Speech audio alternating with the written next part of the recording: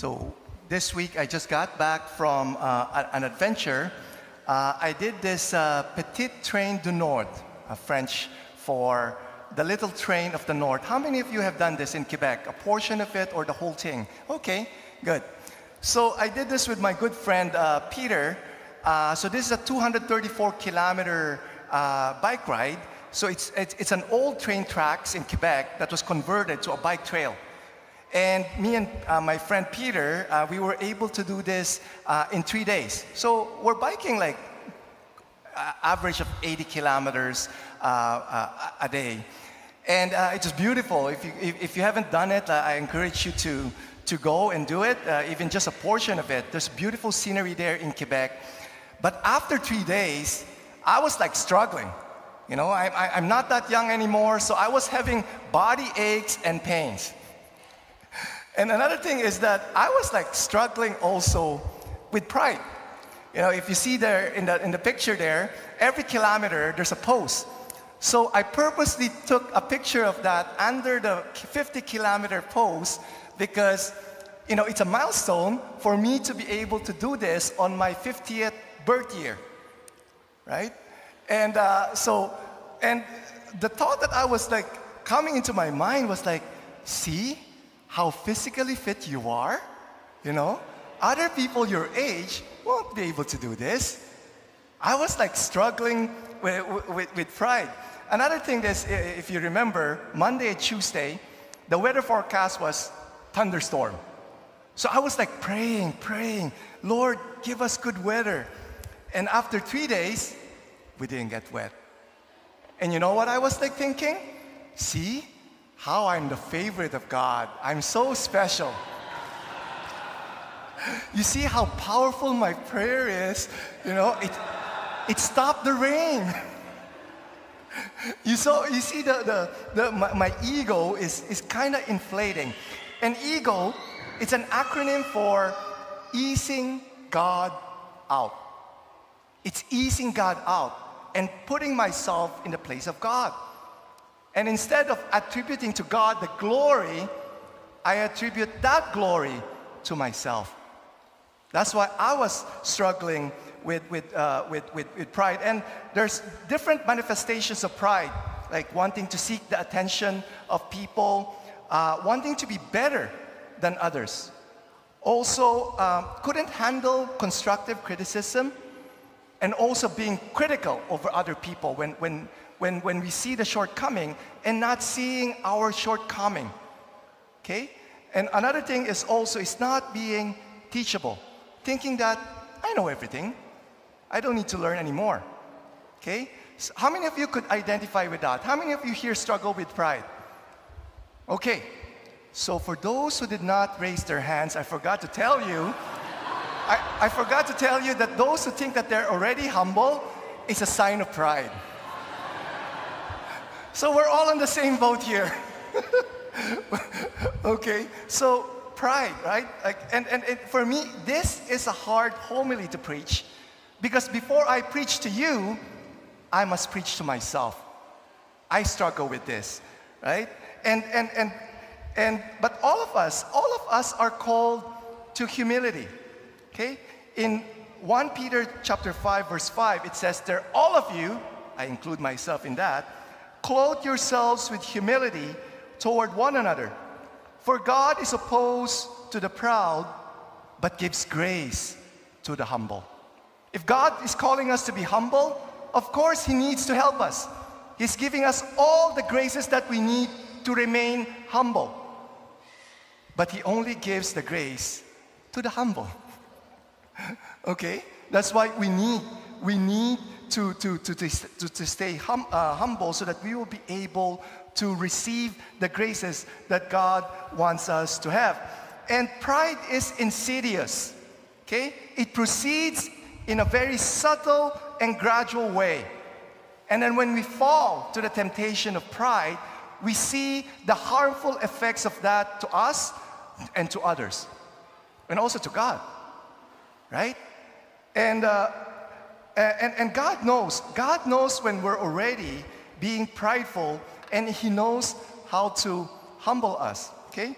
It says in Luke chapter 14, verse 11, "For everyone who exalts himself will be humbled, and he who humbles himself will be exalted." After the 9 o'clock Mass, I went down to the hall, and then there's this 72-year-old lady who's into biking. And he told me, "Father, what you did is easy peasy." She told me she's doing 100 kilometer with pannier bags and a lot of hills. So I was like really humbled by this parishioner. So God knows how to humble us whenever we try to exalt ourselves. And as I've said, we're called to humility, and God is giving us the grace. And we know if we're already growing in humility in the three areas of humility. Humility in relationship with God, humility in relationship with others, and humility in relationship with ourselves. I'll start with humility in relationship with God. The very good example of that is St. John the Baptist. He was preaching, right? And he was gaining a lot of followers. And many people thought that he is the Messiah. And they asked him, "Are you the Messiah that we're waiting for?" He could easily said, "Yes, I am." Right? "I am the Messiah. Come follow me." But no, he did not say that, right? He says in John chapter 1, verse 17, "The one who is more powerful than I is coming after me. I am not worthy to stoop down and untie the thong of his sandals." You see the humility of St. John the Baptist? He acknowledged that Jesus is more powerful than him. That's why he was able to say in John chapter 3, verse 30, "He must increase, I must decrease." One good definition of humility is this: acknowledging that God is God and I am not. Right? So many times we want to be God. We want to be in control. We want to be in charge. But we're not God. That's why this is a very beautiful prayer to say, "More of you, Lord, and less of me." Okay? Let go. We need to let go of control. Especially, when we're facing temptation. Let go of control. Let God fight for us. We can't fight that temptation. Let go of self-reliance. Especially when we're running our life or planning our future. Let go of control. Let go of self-reliance and let God be in charge. The second is humility in relationship with others. Philippians chapter 2, verse 3, it says, do nothing from selfish ambition or conceit, but in humility count others more significant than yourselves." Our pride doesn't want that. Our pride wants us to be better than others. That's why when we see others who are better than us, we're resentful. We're envious of them. Okay? But in our gospel today, we see a beautiful example there. Jesus was saying a parable that when you go to a banquet, think of others as better than yourself. Let them take the place of seat of honor. And he modeled that. He modeled that to us, right? During the Last Supper, what did he do? He took the form of the slave and washed the feet of the apostles. He considered his apostles as better than himself. You see the humility of Jesus there? And that's what Jesus is asking us to do also. Think of others better than ourselves. In the Catechism of the Catholic Church 2540, it says there, envy often comes from pride. The baptized person should train himself to live in humility. There's also a question there in that paragraph of the Catechism. Would you like to see God glorified in you? The answer to that, then rejoice in your brother's progress, and you will immediately give glory to God, because his servant could conquer envy by rejoicing in the merits of others. God will be praised. Okay? So if you want God to be praised, let's be happy of the progress of our neighbors. The third is humility in relationship with ourselves. The former president of Starbucks, his name is Howard Behar, okay? He said this: if there was no praise or criticism in the world, then who would you be? I'll repeat that. If there was no praise or criticism in the world, then who would you be? There are times wherein we find our identity in the praises and criticism of people. Whenever we're praised, we feel elated. And when we're criticized, we feel downcast. Right? We're putting our identity on the praises and criticism of people. And John Wooden, American coach and basketball player, he said this: you cannot let praise and criticism define you. It's a weakness to be caught up on either side. Okay? So if we're humble and we know our identity is in being the beloved sons and daughters of God, whether we're being praised or we're being criticized, we're even killed. We're not going to be affected. That's the goal. That's what we're trying to aim for, to arrive at that point. Right? I'm still struggling with that. Right? Whenever people criticize me, I still get affected. Right?